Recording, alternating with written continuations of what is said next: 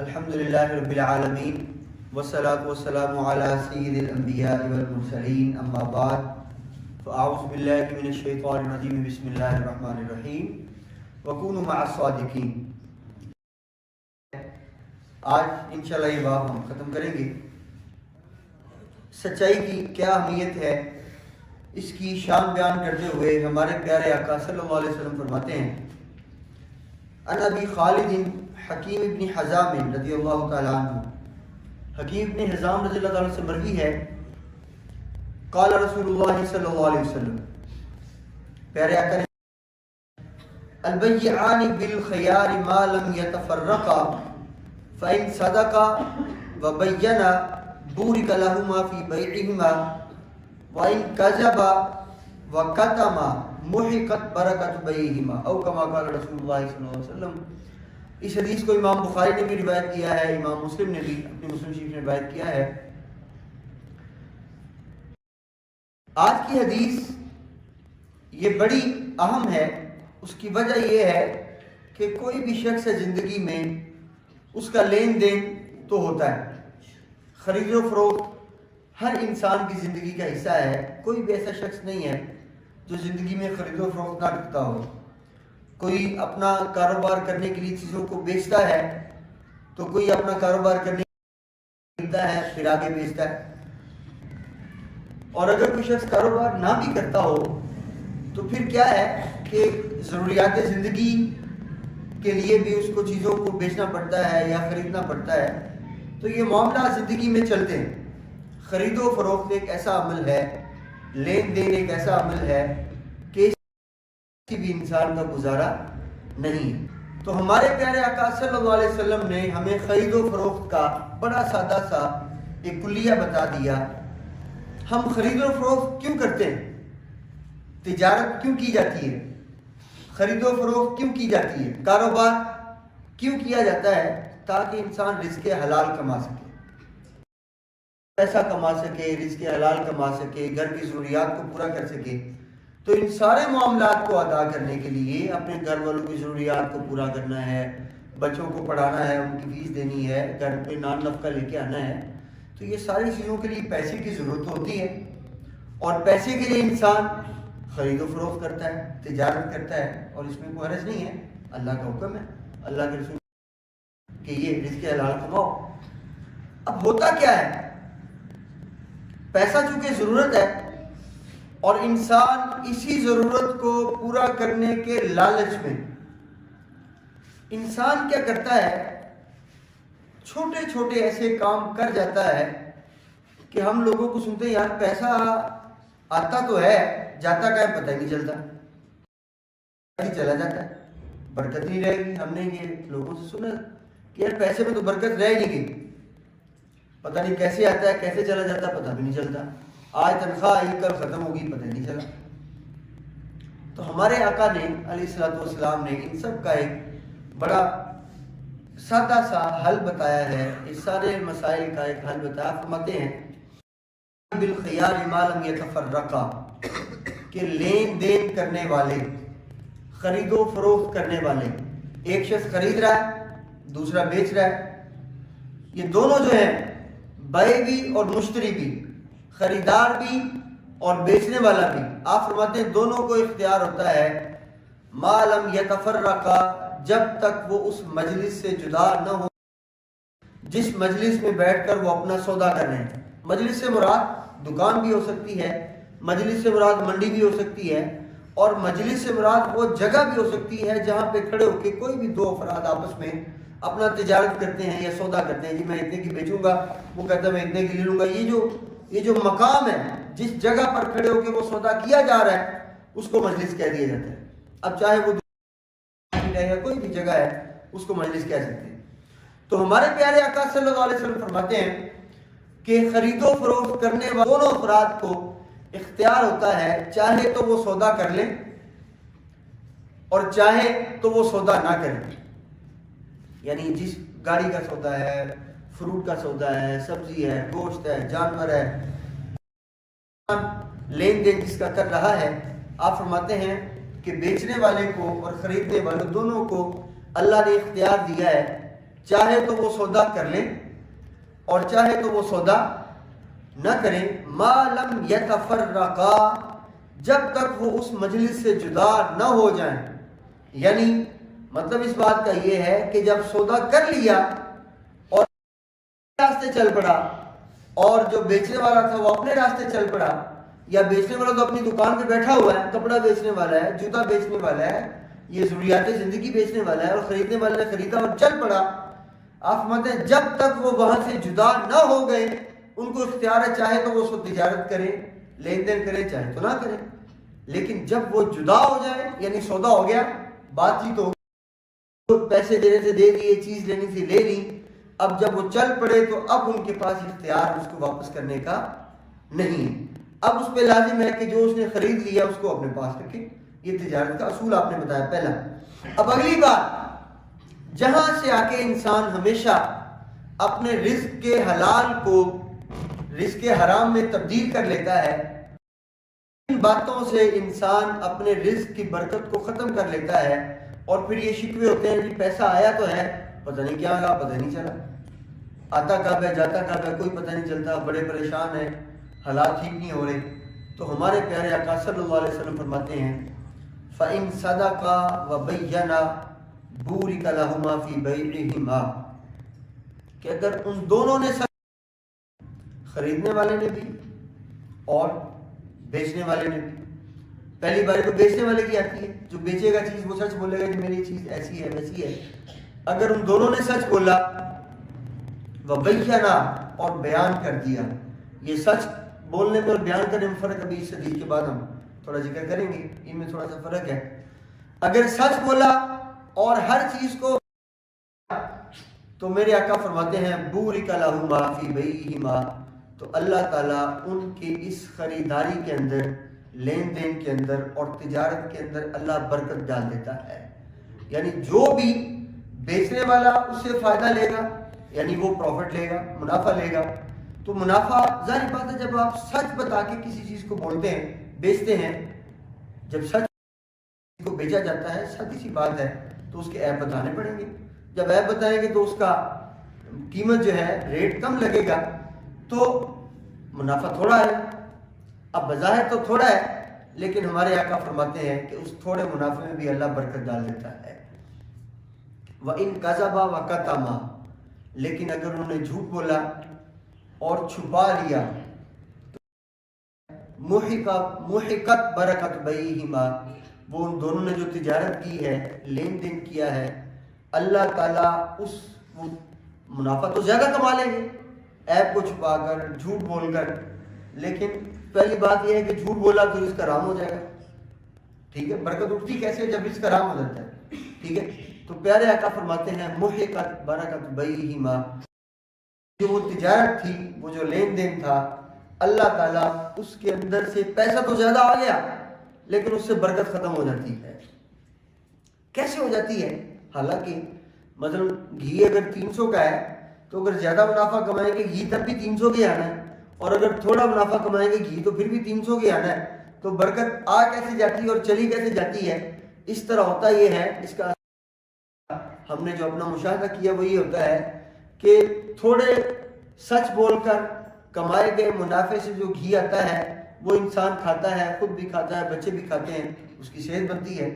اور اگر جھوٹ بول کر اس کے حرام سے وہ پیسہ کما لیا جاتا، برکت کس طرح اٹھتی؟ پیسہ زیادہ کما لیا، کوئی نہ کوئی بیمار ہو گیا، وہ پیسے ادھر لگے، تو وہ جب ہم کہتے ہیں پتہ نہیں چلا پیسے گئے کہاں۔ علماء نے اس حدیث کی بڑی اچھی شرح کی ہے، فَإِن صَدَقَا وَبَيَّنَا، تجارت میں دو طرح کی چیزیں ہوتی ہیں، ایک ہوتا ہے سچ بول دینا۔ تجارت کی اصطلاح کے اندر یا تجارت کے معاملات کے اندر سچ بولنے کا مطلب یہ ہوتا ہے کہ جو بھی آپ چیز خرید بیچ رہے ہیں اس کی خوبیاں بیان کر دینا۔ میں کپڑا بیچ رہا ہوں، یہ کپڑے کی خاصیت یہ ہے کہ یہ اوریجنل کپڑا ہے، 1 نمبر کپڑا ہے، یہ کمپنی کا کپڑا ہے، یہ لوکل کپڑا نہیں ہے، یہ دھونے سے اس کا رنگ خراب نہیں ہوگا، وغیرہ وغیرہ۔ میں گاڑی بیچ رہا ہوں، جس کی خوبیاں یہ ہیں، یہ تیل کم کھاتی ہے، یہ بالکل سنبھالی ہوئی گاڑی ہے، اس میں کوئی مسئلہ نہیں، یہ سچ ہے۔ فَإِن صَدَقَا، اگر انہوں نے سچ بیان کر دیا، میں کوئی بھی میں سودا سلف بیچ رہا ہوں، کرانے کا میرا اسٹور ہے، یہ جو چاول ہے یہ باسمتی ہیں، یہ اچھی کوالٹی والے ہیں، یہ چاول جو ہے یہ سیلا ہے، یہ چاول موٹا ہے، وغیرہ وغیرہ. اکثر یہ ہے اس کی جو بھی اس کی خوبیاں ہیں، کوالٹیز ہیں، وہ بتا دیتا ہے. یہ ہے صدق، سچائی کے ساتھ تجارت کرنا. اور بیانہ کا مطلب کیا ہے کہ سچ بھی بولا اور بیان بھی کر دیا. بیانہ کا مطلب وضاحت کر دی. اچھا یار تھوڑا سا کٹ لگا ہوا ہے، اچھا یہ چاول 1 نمبر تو ہے لیکن تھوڑا سا اس کو پانی لگ گیا تو تھوڑا سا اس میں اسمیل آتی ہے، عیب ہے. جی گاڑی تو میری ٹھیک ہے لیکن اس کا تھوڑا تھوڑا کام یہ فلاں چیز کا کام ہونے والا ہے. یہ وضاحت دے رہے ہو آپ. یعنی پہلے سچ بتا دیا، جو اس کی خوبیاں تھیں وہ ساری کی ساری آپ نے اپنے بیچنے والے سامان کی بتا دی. اب جو اس کی برائیاں تھیں، جو اس کے اندر نقائص تھے وہ بھی آپ نے بتا دیے. تو یہ دونوں احکامات پہ عمل ہو گیا، صدقہ و بیانہ. سچ بھی بول دیا اور جو برائیاں تھیں وہ بھی بتا دی. تو پھر کیا ہوتا ہے؟ اللہ اس میں برکت ڈال دیتا ہے.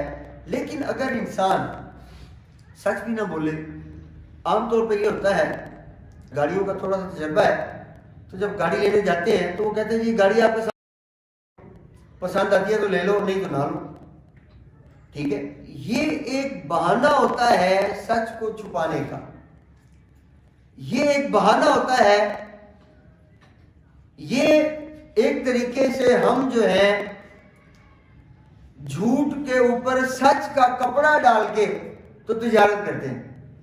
یعنی اصولی طور پر یہ ہے کہ جب بیچ رہا ہوں تو مجھے پتہ ہونا چاہیے، یا میں جس سے گاڑی خریدنے گیا ہوں اگر اس کو پتہ ہے کہ یار میری گاڑی میں یہ کام ہونے والا ہے تو وہ بتایا نہیں کہ اس میں یہ کام ہونا ہے، یہ کام ہونا ہے، یہ کام ہونا ہے، باقی میرے علم میں یہ تھا، باقی اللہ کو پتہ کیا ہے. یہ اس نے سچ بھی بول دیا تو ممکن ہے اس سے اب پروفٹ تو تھوڑا کمائے گا لیکن اللہ اس میں برکت ڈال دے گا. اب اصول یہ ہے کہ جب کوئی چیز بیچی جائے تو اس کے جتنے عیوب ہیں ان کو بتا دیا جائے. اب یہ برکت کی شرط ہے، یعنی سچائی آ گئی. جب آپ نے تجارت سچ بول کر کی تو تھوڑے سے منافع میں بھی اللہ برکت ڈال دیتا ہے. لیکن پیراگراف فرماتے ہیں وَإِن كَذَبَ وَكَتَمَ، اگر جھوٹ بولا اور عیبوں کو چھپا لیا تو انسان کیا ہے، پروفٹ تو زیادہ کما لیتا ہے لیکن کیا ہوتا ہے کہ اللہ تعالیٰ اس سے برکت کو اٹھا لیتا ہے. انسان پھر کہتا ہے پیسہ کہاں چلا گیا، ادھر لگ گیا، ادھر لگ گیا، ادھر لگ گیا. یہ ضروریات کیوں بڑھ جاتی ہیں؟ جب ہم وہ پیسے کو غلط طریقے سے جھوٹ بول کر اور دھوکہ دہی کے ساتھ کماتے ہیں تو اللہ اس سے برکت کو اٹھا لیتا ہے. اب اگلا رہا سوال یہ ہے کہ ظاہری بات ہے جب آپ ہر چیز کو اس کی وضاحت کریں گے، اس کے عیوب کو بتائیں گے، اس کے نقائص کو بتایا جائے گا، ظاہری بات ہے ریٹ کم لگے گا. تو اسلام نے آپ کو اس کا اختیار دیا ہے. پیارے آقا صلی اللہ علیہ وسلم فرماتے ہیں المسلمون علی شروطہم، مسلمانوں کو اللہ نے یہ بھی اختیار دیا ہے کہ جس طرح کی شرائط چاہیں وہ رکھیں. شرائط سے مراد ریٹ ہے، قیمت ہے. بھی میرے پاس ایک چیز ہے، میری مرضی میں اسے 200 کا بیچوں، میں مالک ہوں نا. اب کسی نے لینا ہے تو لے لو، نہیں لینا تو نہ لو. یہ تو اسلام نے آپ کو اختیار دیا ہے کہ آپ قیمت اپنے اندازے کے مطابق لگا سکتے ہیں، جو آپ کو وارے میں آتا ہے لگا سکتے ہیں. مثلا میں آپ کو سب سے بڑی مثال دوں، ہمارے اس معاشرے میں ہمارے بچوں کی سب سے بڑی ضرورت دودھ ہے. اب دودھ کا معاملہ یہ ہے، گاؤں میں خالص مل جاتا ہے. شہروں کا حال یہ ہے کہ لوگ جو ہے کبھی بھی آپ کو خالص دودھ تصور ہی نہیں ہے، حتیٰ ٹھیک ہے. اب جب ان سے پوچھا جائے، کسی سے بھی پوچھا جائے دودھ بیچنے والے سے، یار تم پانی کیوں ڈالتے ہو پتلا کر کے، کیوں تم خالص دو؟ وہ کہتا ہے یار اس سے پروفٹ کم آتا ہے اور ضروریات پوری نہیں ہوتی. تو اسلام نے یہاں پہ اختیار دیا آپ ایسا کریں، آپ دودھ خالص بیچیں، آپ مہنگا کر کے بیچ دیں، لوگوں نے لینا ہی لینا ہے. یہ ہر گھر کی ضرورت بن چکی ہے. تو ہمارے معاشرے میں چائے کے نام پہ ایسی بیماری آ چکی ہے کہ آپ نہ بھی چاہیں کہ دودھ آپ کو لینا پڑے گا چائے پینی ہے. ڈاکٹر تھک گئے ہیں کہہ کہ چائے پینا چھوڑ دو یار، یہ آپ کی ہڈیوں کو کمزور کر دیتی ہے، یہ آپ کی ہڈیوں کو خشک کر دیتی ہے، پھر درد شروع ہو جاتے ہیں جوڑوں کے، پٹھوں کو کمزور کر دیتی ہے. لیکن ہم نہیں سنتے، لگی بیماری. تو یہ بیماری ایسی ہمارے معاشرے میں پھیل چکی ہے کہ اب جب ہر انسان خالص بیچے گا، مہنگا کر کے بیچ لیں، لوگ لیں گے آپ سے. ٹھیک ہے, تجربے کی بات ہے. جو لوگ خالص بیچتے ہیں لوگ ان سے لیتے ہیں, وہ مہنگا کرتے ہیں پھر لے لیتے, نہیں یار خالص تو ہے. اب جو لوگ پانی ڈال کے دے دیتے ہیں یا گائے اور بھینس کا مکس کر کے دے دیتے ہیں, لوگ عام طور پہ کتراتے ہیں ان سے لینے سے. تو یہ بھی ایک طریقہ ہوتا ہے گائے اور بھینس کا, چونکہ گائے کا دودھ سستا ہوتا ہے, بھینس کا دودھ مہنگا ہوتا ہے. اب انسان یہ تو سچ بولتے ہیں کہ خالص ہے, لیکن وہ کیا ہوتا ہے گائے کا دودھ بھینس کے دودھ میں مکس کر دیے تاکہ وہ سستے والا مہنگے میں شامل ہو گئے. نیت تو اللہ دیکھ رہا ہے نا, اللہ تو دیکھنے والا, آپ کیا کر رہے ہیں, ٹھیک ہے. اللہ سے کوئی چیز نہیں چھپتی, یاد رکھیں. انسان سبحان اللہ, میرا رب فرماتا ہے وَلَوْ أَلْقَى مَا بَلِ الْإِنسَانُ عَلَى نَفْسِهِ بَصِيرًا وَلَوْ أَلْقَى مَعَاذِيرًا. سادہ سا قرآن پاک میں ہمیں یہ ہمارا بہانے کا توڑ بتا دیا. اللہ فرماتا ہے انسان کو سارا کچھ پتا ہے کیا کرنا ہے, انسان کو پتا ہوتا ہے کیا کرنا ہے. یعنی اگر بھینس کے دودھ میں گائے کا دودھ بھی ملا رہا ہے تو اس کو پتا ہے میں یہ کیوں کر رہا ہوں, تاکہ سستے کو مہنگے میں ملا کے بیچ سکوں. وَلَوْ أَلْقَى مَعَاذِيرًا, اگرچہ وہ بہانے ڈالے گا نہیں میں تو مقصد ایسا نہیں, اللہ کو پتا ہے یہ کیا کرنا ہے, ٹھیک ہے. تو اللہ تعالیٰ نے یہ سارے بہانے ہیلوں کا توڑ ہمیں قرآن پاک میں بتا دیا ہوا ہے. ہم جو مرضی بہانہ بنا لیں, ہیلا بنا لیں, اللہ فرماتا ہے اللہ جانتا تم کیا کر رہے. تو بہرحال تو پیارا کا فرماتے ہیں المسلمون علی شروطہم, مسلمانوں کو یہ اختیار ہے کہ چونکہ اب سچ کا کاروبار کرنا ہے, اب سچائی کے ساتھ کرنا ہے, خلوص سے کام کرنا ہے, تو کا ریٹ لگا سکتے ہیں, اس میں کوئی ان کو کوئی حرج نہیں ہے. الا شرطا حرم حلالا واحل حراما, سوائے ایسی شرط کے کہ جس سے کہ کسی حرام کو وہ حلال بنا دے یا حلال کو حرام کر دے, کوئی ایسی شرط نہ ہو. باقی تجارت میں جو شرط لگانا چاہیں وہ مسلمانوں کے لیے شرط لگانا جائز ہے. تو اسلام نے جب ہمیں اختیار دیا ہے ہر طرح کی شرط لگا سکتے ہیں, قیمت اپنی مرضی کی لگا سکتے ہیں, تو ہم پھر جھوٹ کیوں بولیں, ٹھیک ہے. اس سے ہوگا کیا کہ جو برکت ہے ٹوٹ جائے گی. ایک طرف سے پیسہ کمائیں گے, دوسری طرف سے بیماری آ جائے گی, کوئی اور ضرورت ہو جائے گی, کوئی نقصان ہو جائے گا, کہیں لگ جائے گا پیسہ. تو ان چیزوں سے بچنے کے لیے میرے آقا نے ہمیں بڑا سادہ سا بتایا ہے, فَإِن صَدَقَا وَبَيَّنَا, کہ جب بھی تجارت کیا اچھی طرح سچ بولا کرو, اور جو آپ کے بیچنے والی چیزیں میں عیب پائے جا رہے ہیں ان کو بتا کے بیچو. اللہ کا حکم ہے نا, اللہ نے کہا ایسے کر کے بیچو. جب اللہ کے حکم کر کے, جب اللہ کے حکم پہ عمل کر کے آپ تجارت کریں گے, برکت ڈالنا اللہ کا کام ہے. رزق اللہ نے دینا ہے, رزق اللہ نے دینا ہے, زندگی اللہ نے دینی, صحت تندرستی اللہ نے دینی, تو پھر ہم کیوں جھوٹ بولیں, ہم کیوں عیب چھپائیں. تو یہ سچ کی برکتیں ہیں. جب انسان سچ سے تجارت کرتا ہے, سچ کے ساتھ کاروبار کرتا ہے, تو اللہ تعالیٰ اس کے کاروبار میں برکتیں ڈال دیتا ہے. لیکن اگر انسان اس کے اندر جھوٹ کی ملاوٹ کر دیتا ہے, پہلا یہ ہوتا ہے نقصان کہ رزق حرام ہو جاتا ہے. یہ بڑی تفصیل سے ہم بتا چکے ہیں. جب رزق حرام ہوتا ہے تو کیا ہوتا ہے, رزق حرام ہو جاتا ہے. اور دوسرا جب رزق حرام ہوتا ہے اللہ تعالیٰ اس سے برکت کو اٹھا لیتا ہے. یہ سچ کا باب تھا. اللہ تعالیٰ ہمیں سچ کو بولنے کی اور سچ کو اپنانے کی توفیق عطا فرمائے.